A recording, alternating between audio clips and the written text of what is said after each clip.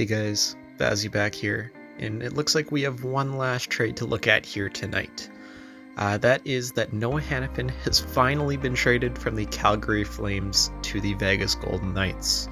So this trade originally broke, I want to say, close to 2 to 3 hours ago, and we've just been all patiently waiting for the return to come in, and it finally has. And just before we get into the trade here today, there's been a ton of videos put up on the channel today regarding all the other action around the NHL, so if you guys have missed these videos, definitely go back and check out some of the recent activity today. Again, I will be back covering anything that happens tomorrow and on Friday on the deadline. But with that being said, let's jump into NHL 24 and take a look at this trade in-game. So after piecing this trade together, this is what we came up with. Vegas is sending a first, a third, and Miro Romanov. I believe the first and the third are from 2024. Wasn't originally stated on Drager's tweet. Miro Romanov is an offensive defenseman. He's actually 6'4", is decent size to him.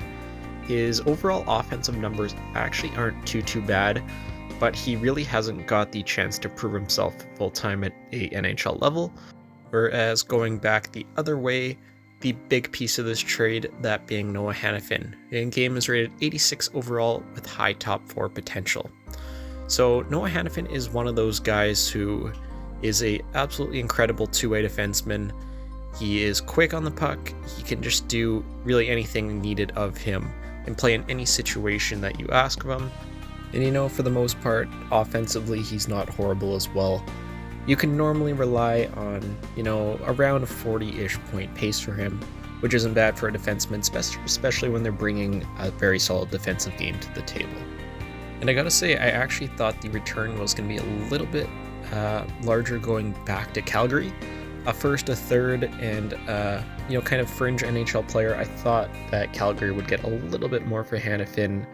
That was just kind of what I was thinking as we were waiting to get the official results of this trade. But when we send it from the Vegas Golden Knights to the Calgary Flames, Calgary unfortunately does reject this trade. So I'm going to force this through, and then we will take a look at the lines for both of these teams. So first off, starting with the Vegas Golden Knights. Of course, forward-wise here, nothing at all is going to have changed. Obviously, they still have the addition of Anthony Mantha from yesterday. Defensively, I have Theodore Pietrangelo, Hanifin and McNabb playing together. That is an incredible second pairing defense, and Whitecloud and Haig. I currently do have Martinez scratched, as he is likely going to long-term injury reserve, so he won't be playing unfortunately for the next little bit, and goaltending is Hill and Thompson. And then looking at Calgary after this trade, again, same thing as with Vegas. Nothing here has changed forward-wise, as there are no forwards or anything involved in this trade. Looking at the defensive side of things, it is very weak outside of that top two.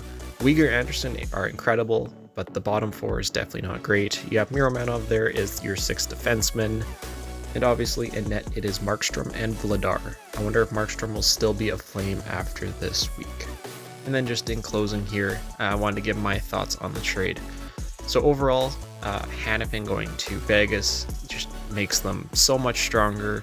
It really does add to that blue line depth, which is already very solid, especially if they can get a guy like Martinez back. I'm not sure how long he's supposed to be out for, but if he can come back in the playoffs and you add him to that defensive core, that is absolutely insane. And they're definitely, right now, I think probably favorites for the Cup, so very good trade for Vegas here, and that's a huge add, and they definitely went out and they got their guy.